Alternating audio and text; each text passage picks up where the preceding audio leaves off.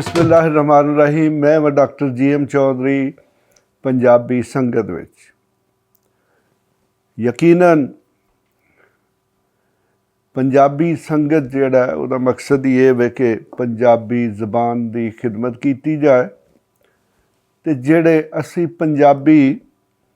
पंजाबी बोलन तो शर्माउने आ या असी ये समझने कि अगर असी पंजाबी बोली तो असी बड़े घटिया नज़र आवांगे, तो वही चीज़ मैं दूर करना चाहना।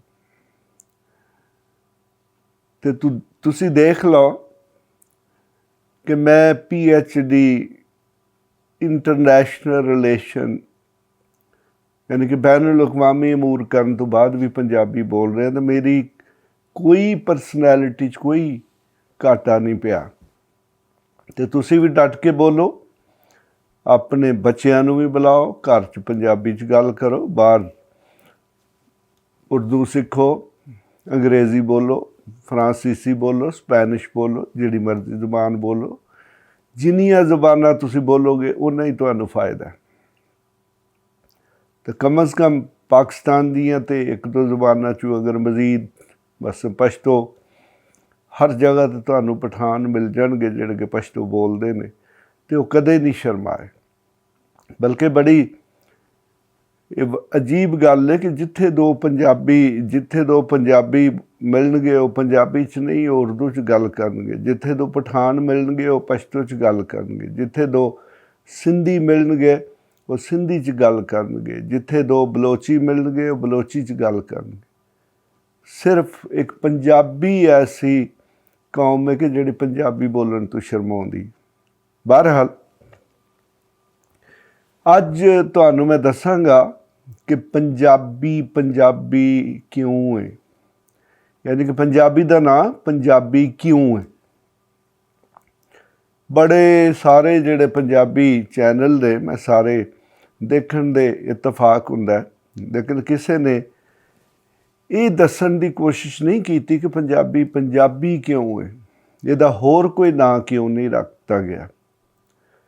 तो अगर पंजाबी का नां जिहड़ा है, जैसा कि जिहड़ा कि आम तौर पर कहा जाता है जी कि 5 दरियावां तो निकलदा है, तो अगर 5 दरियावां की गल है तो फिर इहदा नाम पंजाबी तो नहीं सी होना चाहिए।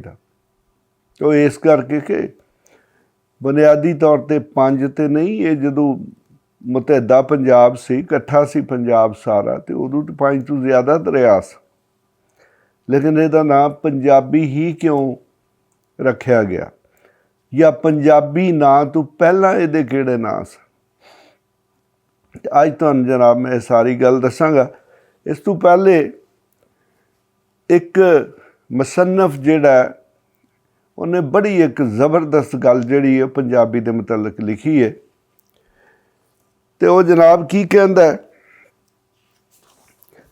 उर्दू च कि पंजाब अगरचे 5 दरियाओं का मुल्क है, लेकिन इससे ये ना समझा जाए कि सूबा की ज़बान अपने दरियाओं के अंदर मैसूर है, बल्कि वो उन दरियाओं से छलक कर दोनों तरफ फैल गई है। उधर दरियाए गगर तक आ गई, इधर दरियाए सिंध पार कर गई। बड़ी खूबसूरत गल की उन्हें कहा जी कि पंजाबी सिर्फ 5 दरियावां की हद तक नहीं रही। उन्हें कहा जी कि पंजाबी 5 दरियावां तो निकल के, जिस तरह दरिया सैलाब आउंदा है, फ्लड आउंदा है, तो पानी दरिया चों निकल के दूर दूर तक फैल जाता है। तो इस तरह उस मुसन्नफ ने कहा कि पंजाबी इन 5 दरियावां तो निकल के, तो उन्हें कहा जदों असी चढ़दे अल वेखीए यानी कि मशरक अल वेखीए तो फिर दरियाए गगर तक चली गई, तो अगर असी लहंदे अल देखिए तो फिर दरियाए सिंध तक चली गई। तो जनाब हुण ज़रा दरियाए सिंध तो लैके तो दरियाए गगर तक ज़रा दरिया गिन लो, ये 5 नहीं या ज़्यादा ने। तो फिर तुहानूं इस सवाल का भी जवाब मिल गया होएगा कि पंजाबी ही क्यों है। ਇਹਦਾ ਨਾਂ ਕੋਈ ਸਤਾਬੀ ਜਾਂ ਅਠਾਬੀ ਜਾਂ ਕੋਈ ਹੋਰ ਨਾਂ ਕਿਉਂ ਨਹੀਂ ਸੀ। ਤਾਂ ਬੁਨਿਆਦੀ ਤੌਰ 'ਤੇ ਯਾਨੀ ਕਿ ਅਸਲੀ ਮੁੱਢਲੀ ਤੌਰ 'ਤੇ ਪੰਜਾਬੀ ਦਾ ਜਿਹੜਾ ਅਸਲ ਨਾਂ ਹੈ, ਅਸੀਂ ਇੱਕ ਗੱਲ ਕਰਨੇ ਪੰਜਾਬ ਦੇ ਵਿੱਚ ਆਮ ਤੌਰ 'ਤੇ ਜਦੋਂ ਕੋਈ ਬੰਦਾ ਬੜੀਆਂ ਡੂੰਘੀਆਂ ਗੱਲਾਂ ਕਰਦਾ ਹੋਏ ਨਾ, ਤੇ ਅਸੀਂ ਉਹਨੂੰ ਕਰਨੇ ਯਾਰ ਜਟਕੀ ਗੱਲ ਹੈ ਵੇ, ਕਿ ਜਟਕੀ ਗੱਲ ਹੈ ਵੇ, ਯਾਨੀ ਕਿ ਸਾਦਾ ਤਰੀਨ ਗੱਲ ਹੈ ਵੇ, ਕਿ ਚੱਕਰਾਂ 'ਚ ਨਾ ਪਾ ਤੇ ਸਿੱਧੀ ਗੱਲ ਕਰ। ਜਟਕੀ ਤੋਂ ਮੁਰਾਦ ਦੇਖੋ, ਇੱਕ ਜੱਟ ਕੌਣ ਹੈ? ਦਿਹਾਤ ਦਾ ਕਿਸਾਨ, ਵਾਈ ਬੀਜੀ ਕਰਨ ਵਾਲਾ, ਕਾਸ਼ਤਕਾਰ। ਨਾ ਉਹਨੇ ਮੈਥ ਪੜ੍ਹਿਆ, ਨਾ ਉਹਨੇ ਫਲਸਫਾ ਪੜ੍ਹਿਆ, ਨਾ ਉਹਨੇ ਅੰਗਰੇਜ਼ੀ ਪੜ੍ਹੀ, ਨਾ ਉਹਨੇ ਕੈਮਿਸਟਰੀ ਪੜ੍ਹੀ, ਨਾ ਉਹਨੇ ਬਾਇਓਲੋਜੀ ਪੜ੍ਹੀ, ਨਾ ਉਹਨੇ ਫਿਜ਼ਿਕਸ ਪੜ੍ਹੀ। ਅਤੇ ਉਹ ਜਦੋਂ ਵੀ ਗੱਲ ਕਰੇਗਾ ਉਹ ਸਿੱਧੀ ਗੱਲ ਹੀ ਕਰੇਗਾ।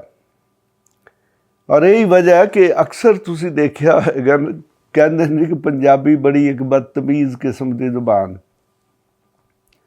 ਖ਼ਾਸ ਤੌਰ 'ਤੇ ਜਿਹੜੀ ਪੰਜਾਬ ਦੇ 2-3 ਜ਼ਿਲ੍ਹਿਆਂ 'ਚ ਬੋਲੀ ਜਾਂਦੀ ਹੈ, ਖਾਸ ਜਿਹਦੇ 'ਚ ਗੁਜਰਾਂਵਾਲਾ ਸ਼ਾਮਲ ਹੈ, ਸ਼ੇਖੂਪੁਰਾ ਸ਼ਾਮਲ ਹੈ, ਲਾਹੌਰ ਹੈ, ਉਸ ਦੇ ਨਾਲ ਫੈਸਲਾਬਾਦ ਹੈ, ਫਿਰ ਕੁਛ ਇਹਦੇ ਸ਼ੇਡਸ ਜਿਹੜੇ ਨੇ ਉਹ ਅੱਜ ਕੱਲ੍ਹ ਗੁਜਰਾਂਵਾਲਾ ਬੜਾ ਵੱਡਾ ਜ਼ਿਲ੍ਹਾ ਰਿਹਾ ਜਾਂ ਡਿਵੀਜ਼ਨ ਰਿਹਾ, ਅੱਜ ਕੱਲ੍ਹ ਉਹਦੇ 6-7 ਜ਼ਿਲ੍ਹੇ ਨੇ। ਅਤੇ ਉੱਥੇ ਜਦੋਂ ਲੋਕ ਪੰਜਾਬੀ 'ਚ ਠੇਠ ਪੰਜਾਬੀ 'ਚ ਆਪਸ 'ਚ ਗੱਲ ਕਰ ਰਹੇ ਹੁੰਦੇ ਨੇ, ਅਤੇ ਇੰਝ ਹੀ ਲੱਗਦਾ ਕਿ ਬੜੀ ਖੁੱਲੀਆਂ ਇੱਕ ਦੂਜੇ ਨੂੰ ਮਾਰ ਰਹੇ ਨੇ।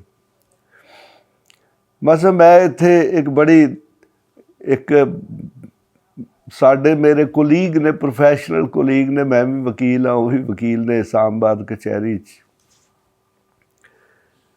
ਜਨਾਬ ਸ਼ੇਰ ਅਫਜ਼ਲ ਸਾਹਿਬ PTI ਦੇ ਅੱਜ ਕੱਲ੍ਹ MNA ਵੀ ਨੇ। ਅਤੇ ਸ਼ੇਰ ਅਫਜ਼ਲ ਸਾਹਿਬ ਇੱਕ TV ਪ੍ਰੋਗਰਾਮ 'ਚ ਬੈਠੇ, ਜਿੱਥੇ ਕਿ ਉਹਨਾਂ ਦੀ ਇੱਕ ਪਾਕਿਸਤਾਨ ਮੁਸਲਿਮ ਲੀਗ ਨਵਾਜ਼ ਦੇ ਜਿਹੜੇ ਸੈਨੇਟਰ ਨੇ ਉਹਦੇ ਨਾਲ ਲੜਾਈ ਹੋ ਗਈ। ਲੜਾਈ ਇੰਨੀ ਵਧੀ ਕਿ ਹੱਥਾਪਾਈ ਤੱਕ ਆ ਗਈ, ਇੱਕ ਦੂਜੇ ਨੂੰ ਮੁੱਕੇ ਘਸੁੰਨ ਮਾਰੇ। ਉਹ ਦੂਸਰੇ ਦਿਨ ਉਹਨਾਂ ਨੂੰ ਕਿਸੇ ਦੂਸਰੇ ਪ੍ਰੋਗਰਾਮ 'ਚ ਇੱਕ ਐਂਕਰ ਨੇ ਪੁੱਛਿਆ ਕਿ ਜਨਾਬ ਤੁਹਾਡੀ ਫਲਾਣੇ ਪ੍ਰੋਗਰਾਮ ਦੇ ਵਿੱਚ ਲੜਾਈ ਹੋ ਗਈ ਸੀ, ਅਤੇ ਜਦੋਂ ਲੜਾਈ ਹੋਈ ਅਤੇ ਉਸ ਤੋਂ ਬਾਅਦ 'ਚ ਫਿਰ ਪ੍ਰੋਗਰਾਮ ਚੱਲਦਾ ਰਿਹਾ, ਅਤੇ ਉਹਨਾਂ ਬੜੀ ਬੇਸਾਖਤਗੀ ਨਾਲ ਪੰਜਾਬੀ ਦਾ ਇੱਕ ਸੈਂਟੈਂਸ ਇਸਤੇਮਾਲ ਕੀਤਾ ਕਿ ਫਿਰ ਪ੍ਰੋਗਰਾਮ 'ਤੇ ਵੜ ਗਿਆ। ਹੁਣ ਦੇਖੋ ਕਿ ਇਹ ਜਿਹੜਾ ਲਫ਼ਜ਼ ਹੈ ਆਮ ਤੌਰ 'ਤੇ ਇਸ ਤੋਂ ਪਹਿਲੇ ਤੱਕ, ਯਾਨੀ ਕਿ ਮੈਂ ਇਸ ਲਫ਼ਜ਼ ਦੇ ਹਵਾਲੇ ਨਾਲ ਗੱਲ ਕਰ ਲੈਣਾ ਕਿ ਸ਼ੇਰ ਅਫਜ਼ਲ ਤੋਂ ਪਹਿਲਾਂ ਤੱਕ ਕਿ ਇਹ ਵੜ ਗਿਆ ਦਾ ਮਤਲਬ ਲੋਕ ਕੀ ਸਮਝਦੇ ਹਨ, ਅਤੇ ਸ਼ੇਰ ਅਫਜ਼ਲ ਤੋਂ ਬਾਅਦ 'ਚ ਇਸੇ ਪੰਜਾਬੀ ਦੇ ਮੁਹਾਵਰੇ ਦਾ ਮਤਲਬ ਪੂਰੀ ਦੁਨੀਆ ਦੇ ਵਿੱਚ ਇਸਤੇਮਾਲ ਹੋਇਆ। ਅੰਗਰੇਜ਼ਾਂ ਵੀ ਇਸਤੇਮਾਲ ਕੀਤਾ, ਫਰਾਂਸੀਸੀਆਂ ਵੀ ਕੀਤਾ, ਸਪੈਨਿਸ਼ ਨੇ ਵੀ ਕੀਤਾ, ਸਿੰਧੀਆਂ ਵੀ ਕੀਤਾ, ਪਠਾਣਾ ਵੀ ਕੀਤਾ। ਬਲਕਿ ਮੇਰਾ ਖਿਆਲ ਹੈ ਕਿ ਅੱਜ ਕੋਈ ਐਸਾ ਪਠਾਨ ਨਹੀਂ ਹੋਵੇਗਾ ਜਿਹਨੂੰ ਵੜ ਗਿਆ ਦਾ ਮਤਲਬ ਨਹੀਂ ਆਉਂਦਾ, ਅਤੇ ਕੋਈ ਸਿੰਧੀ ਵੀ ਨਹੀਂ ਹੋਏਗਾ, ਕੋਈ ਬਲੋਚੀ ਵੀ ਨਹੀਂ ਹੋਏਗਾ ਜਿਹਨੂੰ ਵੜ ਗਿਆ ਦਾ ਮਤਲਬ ਨਹੀਂ ਆਉਂਦਾ। ਅਤੇ ਆਮ ਅਗਰ ਇਹਦਾ ਉਰਦੂ 'ਚ ਮੈਂ ਤੁਹਾਨੂੰ ਦੱਸਾਂ ਤਾਂ ਇਹਦਾ ਮਤਲਬ ਇਹੀ ਹੈ ਜੀ ਕਿ ਕਿਸੇ ਚੀਜ਼ ਦਾ ਖਰਾਬ ਹੋ ਜਾਣਾ।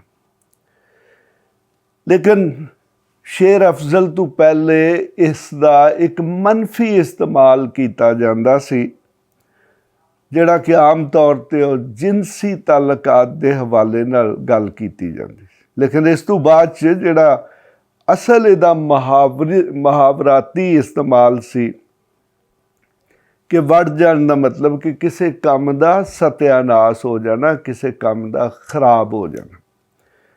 ਦੇਖੋਗੇ ਅੱਜ ਸਾਰੀ ਦੁਨੀਆ 'ਚ ਇਸਤੇਮਾਲ ਹੋ ਰਿਹਾ ਅਤੇ ਕੋਈ ਇਹਨੂੰ ਬੁਰਾ ਨਹੀਂ ਸਮਝਦਾ, ਬਲਕਿ ਮੈਂ ਦੇਖਿਆ ਕਿ ਇੰਤਹਾਈ ਪੜ੍ਹੇ ਲਿਖੇ ਸ਼ਖਸ ਜਿਹੜੇ ਨੇ ਉਹ ਵੀ ਜਦੋਂ ਕੋਈ ਕੰਮ ਖਰਾਬ ਹੋ ਜਾਂਦਾ ਉਹਨਾਂ ਕੋਲ, ਅਤੇ ਉਹ ਬਜਾਏ ਇਸ ਦੇ ਕਿ ਕੋਈ ਹੋਰ ਲਫ਼ਜ਼ ਇਸਤੇਮਾਲ, ਉਹ ਕਹਿੰਦੇ ਇਹ ਕੰਮ ਤੇ ਵੜ ਗਿਆ।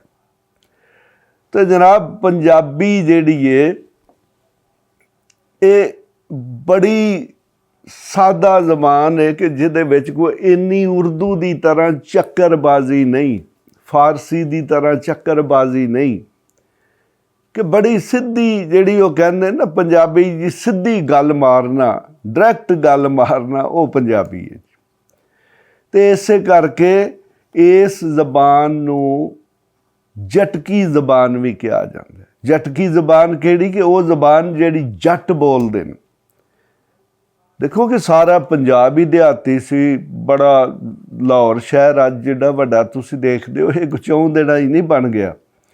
ਇਹ ਜਨਾਬ ਇਹਦੀ ਕਮ ਅਜ਼ ਕਮ ਜਿਹੜੀ ਹੈ 1500 ਸਾਲ ਲੱਗਾ ਕਿ ਲਾਹੌਰ ਐਡਾ ਵੱਡਾ ਹੋਇਆ, ਵਰਨਾ ਲਾਹੌਰ ਇੱਕ ਛੋਟਾ ਜਿਹਾ ਇੱਕ ਟਾਊਨ ਸੀ। ਫਿਰ ਮੁਗਲਾਂ ਦੇ ਦੌਰ ਤੋਂ ਪਹਿਲਾਂ ਇਹ ਥੋੜ੍ਹਾ ਜਿਹਾ ਵੱਡਾ ਹੋਇਆ, ਫਿਰ ਮੁਗਲਾਂ ਨੇ ਇੱਥੇ ਕਿਲ੍ਹਾ ਬਣਾ ਦਿੱਤਾ, ਸ਼ਾਲਾਮਾਰ ਬਾਗ ਬਣ ਗਿਆ ਅਕਬਰ ਦੇ ਦੌਰ 'ਚ, ਔਰੰਗਜ਼ੇਬ ਦੇ ਦੌਰ 'ਚ ਬੜਾ ਵਸੀਹ ਹੋਇਆ। ਅਤੇ ਆਹਿਸਤਾ ਆਹਿਸਤਾ ਬੜੀਆਂ ਵੱਡੀਆਂ ਇਮਾਰਤਾਂ ਜਿਹੜੀਆਂ ਨੇ ਉਹ ਲਾਹੌਰ 'ਚ ਬਣ ਗਈਆਂ ਅਤੇ ਲਾਹੌਰ ਅੱਜ ਦਾ ਲਾਹੌਰ ਬਣ ਗਿਆ। ਉਹਦੇ ਮੁਤਲਕ ਵੀ ਇੱਕ ਮੁਹਾਵਰਾ ਜੀ ਕਿ ਜਿਹਨੇ ਲਾਹੌਰ ਨਹੀਂ ਵੇਖਿਆ ਉਹ ਜੰਮਿਆ ਹੀ ਨਹੀਂ। ਦੇਖੋ ਇਹਨੂੰ ਵੀ ਹੁਣ ਅਸੀਂ ਬੜਾ ਆਮ ਵੀ ਇਸਤੇਮਾਲ ਕਰ ਸਕਦੇ ਹਾਂ। ਚਲੋ ਬਹਰਹਾਲ ਇਹ ਮੁਹਾਵਰੇ ਤਾਂ ਚੱਲਦੇ ਰਹਿਣਗੇ, ਤੁਸੀਂ ਮੇਰਾ ਪ੍ਰੋਗਰਾਮ ਵੇਖਦੇ ਰਹੋ, ਤੁਹਾਨੂੰ ਮੈਂ ਸਾਰੀ ਤਾਰੀਖੀ ਹਕਾਇਕ ਦੱਸਾਂਗਾ ਕਿ ਪੰਜਾਬੀ 'ਚ ਕਿਹੜੇ ਮੁਹਾਵਰੇ ਨੇ। ਤੇ ਜਨਾਬ ਪੰਜਾਬੀ ਦੇ ਤਕਰੀਬਨ 15 ਨਾਂ ਨੇ ਜਿਹੜੇ ਮੁਖਤਲਿਫ ਔਕਾਤ 'ਚ ਯੂਜ਼ ਹੋਏ, ਜਾਂ ਪੰਜਾਬੀ ਦੇ ਜਿਹੜੇ ਮੁਖਤਲਿਫ ਸ਼ੇਡ ਇਹਦੇ 'ਚ ਜਿਹੜੀਆਂ ਛੋਟੀਆਂ ਜ਼ਬਾਨਾਂ ਇਲਾਕਾਈ ਨਿਕਲੀਆਂ ਉਹਨਾਂ ਦੇ ਜ਼ਬਾਨ ਨੇ। ਅਤੇ ਬੁਨਿਆਦੀ ਤੌਰ 'ਤੇ ਉਹ ਕੋਈ ਅਲੱਗ ਜ਼ਬਾਨ ਨਹੀਂ, ਅਗਰਚੇ ਲੋਕ ਬਾਜ਼ ਉਹ ਬੜੇ ਆਪਣੀ ਤੰਗ ਦਿਲੀ ਦੀ ਵਜ੍ਹਾ ਤੋਂ, ਤੰਗ ਨਜ਼ਰੀ ਦੀ ਵਜ੍ਹਾ ਤੋਂ ਕਹਿੰਦੇ ਨੇ ਜੀ ਇਹ ਪੂਰੀ ਜ਼ਬਾਨ ਹੈ, ਉਹ ਕੋਈ ਜ਼ਬਾਨਾਂ ਨਹੀਂ, ਉਹ ਪੰਜਾਬੀ ਦੇ ਹੀ ਮੁਖਤਲਿਫ ਕਿਸਮ ਦੇ ਸ਼ੇਡ ਨੇ। ਅਤੇ ਜਨਾਬ ਸ਼ੁਰੂ ਦੇ ਵਿੱਚ ਪੰਜਾਬੀ ਦੇ ਪਹਿਲੇ ਮੈਂ ਤੁਹਾਨੂੰ ਦੱਸਾਂ ਸੀ ਕਿ ਲਿਖਣ ਦੇ ਸਟਾਈਲ ਦੇ ਹਵਾਲੇ ਨਾਲ ਸ਼ੁਰੂ ਜਦੋਂ ਪੰਜਾਬੀ ਹੈ ਉਹ ਯਕੀਨਨ ਜਿਹੜੇ ਵਸਤੀ ਪੰਜਾਬ ਦੇ ਅਸਲ ਪੰਜਾਬ ਦੇ ਲੋਕ ਨੇ, ਮਸਲ ਉਹਦੇ 'ਚ ਬਾਬਾ ਫਰੀਦ ਸਨ, ਸ਼ਾਹ ਹੁਸੈਨ ਸਨ, ਜਾਂ ਬਾਕੀ ਬਹੁਤ ਸਾਰੇ ਸ਼ਾਇਰਾਂ ਜਾਂ ਲਿਖਣ ਵਾਲਿਆਂ ਨੇ ਸ਼ੁਰੂ ਸ਼ਾਇਰੀ 'ਚ ਇਹ ਜ਼ਬਾਨ ਇਸਤੇਮਾਲ ਹੋਈ। ਅਤੇ ਉਹਨਾਂ ਫਾਰਸੀ ਰਸਮੁਲ ਖਤ, ਅਜੇ ਉਰਦੂ ਉਦੋਂ ਇੰਨੀ ਜਵਾਨ ਨਹੀਂ ਸੀ ਹੋਈ, ਫਾਰਸੀ ਔਰ ਅਰਬੀ ਰਸਮੁਲ ਖਤ ਦੇ ਵਿੱਚ ਲਿਖੀ। ਅਤੇ ਜਿਹੜੀ ਅਸੀਂ ਪੰਜਾਬੀ ਫਾਰਸੀ ਜਾਂ ਉਰਦੂ ਰਸਮੁਲ ਖਤ 'ਚ ਲਿਖਦੇ ਉਹਨੂੰ ਸ਼ਾਹਮੁਖੀ ਕਹਿੰਦੇ। ਅਤੇ ਉਹ ਪੰਜਾਬੀ ਜਿਹੜੇ ਸਾਡੇ ਮਸ਼ਰਕੀ ਪੰਜਾਬ ਯਾਨੀ ਕਿ ਇੰਡੀਅਨ ਪੰਜਾਬ ਦੇ ਵਿੱਚ ਬੋਲੀ ਔਰ ਲਿਖੀ ਜਾਂਦੀ ਹੈ, ਉਹਨੂੰ ਗੁਰੂਮੁਖੀ ਯਾਨੀ ਕਿ ਉਹ ਜ਼ਬਾਨ ਜਿਹੜੀ ਕਿ ਗੁਰੂ ਨਾਨਕ ਸਾਹਿਬ ਨੇ ਇਸਤੇਮਾਲ ਕੀਤੀ। ਅਤੇ ਗੁਰੂ ਨਾਨਕ ਸਾਹਿਬ ਨੇ ਪੰਜਾਬੀ ਨੂੰ ਉਰਦੂ ਜਾਂ ਫਾਰਸੀ ਰਸਮੁਲ ਖਤ ਦੀ ਬਜਾਏ ਉਹਨਾਂ ਸੰਸਕ੍ਰਿਤ ਖਤ ਰਸਮੁਲ ਖਤ 'ਚ ਯਾਨੀ ਕਿ ਹਰਫਾਂ 'ਚ ਲਿਖਿਆ। ਅਤੇ ਇਸ ਕਰਕੇ ਲਿਖਣ ਦੇ ਹਵਾਲੇ ਨਾਲ ਅੱਜ ਕੱਲ੍ਹ ਪੰਜਾਬੀ ਦੇ 2 ਰਸਮੁਲ ਖਤ ਨੇ, ਯਾਨੀ ਕਿ 2 ਤਰੀਕੇ ਦੇ ਹਰਫ ਇਸਤੇਮਾਲ ਹੁੰਦੇ ਨੇ, ਇੱਕ ਸ਼ਾਹਮੁਖੀ ਅਤੇ ਦੂਸਰੀ ਗੁਰਮੁਖੀ ਯਾਨੀ ਕਿ ਗੁਰੂ ਦੀ ਜ਼ਬਾਨ। ਅਤੇ ਜਨਾਬ ਹੁਣ ਤੁਹਾਨੂੰ ਮੈਂ ਦੱਸਣਾ ਜੀ ਨਾਂ ਜੀ, ਸਭ ਤੋਂ ਪਹਿਲੇ ਪੰਜਾਬੀ ਵਾਸਤੇ ਜਿਹੜਾ ਜਨਾਬ ਨਾਂ ਯੂਜ਼ ਹੋਇਆ, ਇਸਤੇਮਾਲ ਹੋਇਆ, ਉਹ ਸੀ ਜੀ ਹਿੰਦੀ ਜਾਂ ਹਿੰਦਵੀ। ਇਹ ਬਾਅਦ 'ਚ ਸੰਸਕ੍ਰਿਤ ਤੇ ਬਹਰਹਾਲ ਜੀ ਹਜ਼ਾਰਾਂ ਸਾਲ ਪੁਰਾਣੀ ਹੈ, ਅਤੇ ਉਹਨੂੰ ਸੰਸਕ੍ਰਿਤ ਹੀ ਕਿਹਾ ਜਾਂਦਾ ਸੀ, ਉਹਨੂੰ ਹਿੰਦੀ ਨਹੀਂ ਸੀ ਕਿਹਾ ਜਾਂਦਾ। ਹਿੰਦੀ ਦਾ ਲਫ਼ਜ਼ ਜਿਹੜਾ ਇਹ ਪੰਜਾਬ ਦੇ ਵਸਤੀ ਜ਼ਿਲ੍ਹੇ ਜਿਨ੍ਹਾਂ ਦੇ ਵਿੱਚ ਪਾਕਿਸਤਾਨੀ ਪੰਜਾਬ, ਇੰਡੀਅਨ ਪੰਜਾਬ, ਦਿੱਲੀ ਤੱਕ ਔਰ ਉਹਦੇ ਇਰਦ ਗਿਰਦ ਦੇ ਬਹੁਤ ਸਾਰੇ ਜਿਹੜੇ ਇਲਾਕੇ ਸਨ, ਉੱਥੇ ਇਹਨੂੰ ਹਿੰਦੀ ਇਬਤਦਾਈ ਤੌਰ 'ਤੇ ਜਾਂ ਹਿੰਦਵੀ ਕਿਹਾ ਗਿਆ। ਉਸ ਤੋਂ ਬਾਅਦ 'ਚ ਜਿਹੜਾ ਵਸਤੀ ਪੰਜਾਬ ਹੈ, ਜਿਹੜਾ ਕਿ ਅੰਮ੍ਰਿਤਸਰ ਅਤੇ ਫਿਰ ਸਾਰਾ ਲਾਹੌਰ ਡਿਵੀਜ਼ਨ ਅਤੇ ਗੁਜਰਾਂਵਾਲਾ ਡਿਵੀਜ਼ਨ, ਇੱਥੇ ਜਿਹੜੀ ਬੋਲੀ ਗਈ ਇਹਨੂੰ ਮਾਝੀ ਵੀ ਕਹਿ ਦਿੱਤਾ ਗਿਆ। ਫਿਰ ਮਾਝਾ ਇਸ ਪੂਰੇ ਇਲਾਕੇ ਨੂੰ ਕਹਿੰਦੇ ਸਨ। ਫਿਰ ਜਨਾਬ ਤੀਸਰੀ ਸਟੇਜ 'ਤੇ ਇਹਦਾ ਨਾਂ ਜਿਹੜਾ ਉਹ ਪੰਜਾਬੀ ਦੇ ਤੌਰ 'ਤੇ ਇਸਤੇਮਾਲ ਹੋਇਆ। ਮਸਲਨ ਜਿਹੜਾ ਸਾਡੇ ਕੋਲ ਇਹ ਜਿਹੜਾ ਮਾਝੀ ਦਾ ਲਫ਼ਜ਼ ਹੈ, ਇਹ ਬਹੁਤ ਸਾਰੇ ਸ਼ਾਇਰਾਂ ਅਤੇ ਦੂਜੇ ਰਾਈਟਰ ਜਿਹੜੇ ਨੇ ਉਹਨਾਂ ਇਸਤੇਮਾਲ ਕੀਤਾ। ਪੰਜਾਬੀ ਦਾ ਲਫ਼ਜ਼ ਜਿਹੜਾ ਹੈ ਸਭ ਤੋਂ ਪਹਿਲੇ ਸੁੰਦਰ ਦਾਸ ਨੇ ਇਹਨੂੰ ਪੰਜਾਬੀ ਆਖਿਆ। ਉਸ ਤੋਂ ਬਾਅਦ 'ਚ ਜਨਾਬ ਮੁਖਤਲਿਫ ਲੋਕਾਂ ਨੇ ਕਿਸੇ ਨੂੰ ਲਹਿੰਦੀ ਕਿਹਾ, ਕਿਸੇ ਨੂੰ ਲਹਿੰਦੀ ਵਸਤੀ ਪੰਜਾਬੀ ਕਿਹਾ, ਕਿਸੇ ਨੂੰ ਸਿੱਖੀ ਪੰਜਾਬੀ ਕਿਹਾ, ਕਿਸੇ ਨੂੰ ਮਸ਼ਰਕੀ ਪੰਜਾਬੀ ਕਿਹਾ, ਕਿਸੇ ਨੂੰ ਕੁਝ ਹੋਰ ਕੀਤਾ। ਅਤੇ ਡਾਕਟਰ ਮੋਹਨ ਸਿੰਘ ਦਵਾਨਾ ਜਿਹੜੇ ਕਿ ਇਸ ਪਠਵਾਰ ਦੇ ਇਲਾਕੇ ਦੇ ਰਹਿਣ ਵਾਲੇ ਸਨ, ਬੁਨਿਆਦੀ ਤੌਰ 'ਤੇ ਉਹਨਾਂ ਇਹਨੂੰ ਪੰਜਾਬੀ ਦਾ ਨਾਂ ਦਿੱਤਾ। ਹਾਫਜ਼ ਬਰਖਰਦਾਰ ਜਿਹੜੇ ਕਿ ਗੁਜਰਾਂਵਾਲੇ ਦੇ ਰਹਿਣ ਵਾਲੇ ਸਨ, ਉਹਨਾਂ ਵੀ ਇਹਨੂੰ ਪੰਜਾਬੀ ਦਾ ਨਾਂ ਦਿੱਤਾ। ਅਤੇ ਇਹ ਅੱਜ ਤੋਂ ਸਮਝੋ 300 ਸਾਲ ਪੁਰਾਣੀ ਗੱਲ ਹੈ।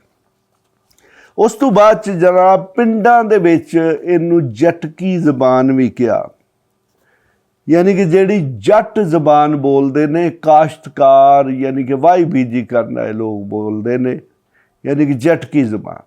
ਫਿਰ ਇਹਨੂੰ ਜ਼ਿਆਦਾ ਉਰਦੂ ਤਰਜ਼ 'ਚ ਕਹੋ ਤਾਂ ਫਿਰ ਜੱਟਾਂ ਦੀ ਜ਼ਬਾਨ।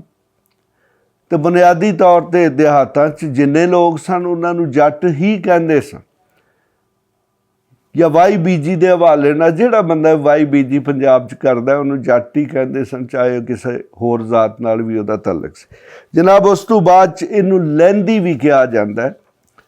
ਦੇਖਿਆ ਕਿ ਦੋ ਚੜ੍ਹਦਾ ਜਿੱਧਰੋਂ ਸੂਰਜ ਚੜ੍ਹ ਰਿਹਾ ਮਸ਼ਰਕ, ਲਹਿੰਦਾ ਜਿੱਥੇ ਸੂਰਜ ਗਰੂਬ ਹੋ ਰਿਹਾ ਯਾਨੀ ਕਿ ਮਗਰਬ। ਅਤੇ ਚੂੰਕਿ ਪੰਜਾਬ ਦਾ ਇਹ ਮਗਰਬੀ ਹਿੱਸੇ ਦੇ ਵਿੱਚ ਜ਼ਿਆਦਾ ਡਿਵੈਲਪ ਹੋਈ, ਬੋਲੀ ਗਈ, ਇਹਦੇ ਸ਼ਾਇਰੀ ਕੀਤੀ ਗਈ, ਪੁਰਾਣੀ ਸ਼ਾਇਰੀ ਕੀਤੀ ਗਈ, ਅਤੇ ਇਸ ਕਰਕੇ ਇਹਨੂੰ ਲਹਿੰਦੀ ਵੀ ਕਿਹਾ ਗਿਆ ਜਨਾਬ। ਉਸ ਤੋਂ ਬਾਅਦ 'ਚ 7ਵੇਂ ਨੰਬਰ 'ਤੇ ਜਨਾਬ ਇਹਨੂੰ ਲਹਿੰਦੀ ਪੰਜਾਬੀ ਵੀ ਕਹਿ ਦਿੱਤਾ ਗਿਆ।